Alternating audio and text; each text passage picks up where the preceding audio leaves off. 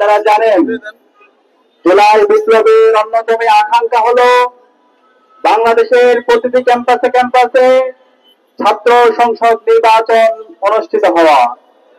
সে আলোকে ঢাকা বিশ্ববিদ্যালয় কেন্দ্রীয় ছাত্র সংসদ নির্বাচন, চট্টগ্রাম বিশ্ববিদ্যালয় চাকসু নির্বাচন, রাকসু সহ সারা দেশের বড় বড় ক্যাম্পাসে ইতিমধ্যে তফসিল ঘোষণা করা হয়েছে। কিন্তু আমরা দেখতে পাচ্ছি এই ছাত্র সংসদ নির্বাচন তফসিল ঘোষণা করার পরে এই নির্বাচনকে বানচাল করার জন্য প্রতিপক্ষ ফেসিস্ট এবং তার দেশরা একই সাথে নব্য ফেসিস্ট হতে যাওয়া একটি দল বিভিন্নভাবে ষড়যন্ত্র করছে।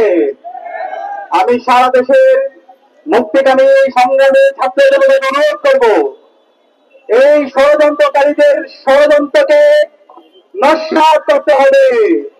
তাদের ব্যাপারে আমাদেরকে সতর্ক থাকতে হবে।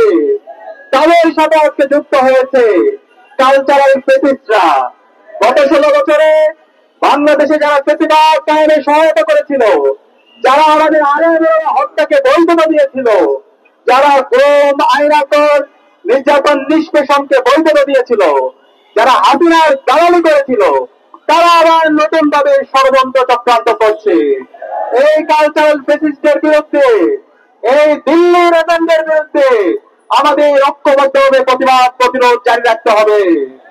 প্রিয় উপস্থিতি, আপনারা জানেন এই ডাকসু নির্বাচন তফসিল ঘোষণার পর থেকে ঐক্যবদ্ধ শিক্ষার্থী জোট সবাইকে সাথে নিয়ে যে বৈচিত্র্যের মধ্যে ঐক্য বিনির্মাণ করেছে, সেটি দেখে আজকে নিশ্চিত পরাজয় দেখে বিভিন্নভাবে ঐক্যবদ্ধ শিক্ষার্থী জোটের বিরুদ্ধে ষড়যন্ত্র এবং চক্রান্ত করছে।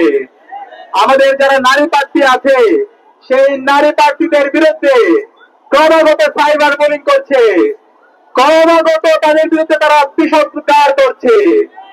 আমরা আমাদের যে প্রার্থীরা আছে সেই প্রার্থীদের বিরুদ্ধে যে সাইবার বুলিং হচ্ছে, সেটার বিরুদ্ধে আমরা বিশ্ববিদ্যালয় প্রশাসনকে লিখিত অভিযোগ দিয়েছি। আপনারা জানেন আমাদের প্রার্থী সাবিকুন তামান্নার ছবিকে কিভাবে বিকৃত করা হয়েছে, যে হিসাব প্রক্রিয়ার মাধ্যমে গত 16 বছরে খুনি হাসিনা এবং তার দেশরা আমাদের নারীদের অধিকার অন্য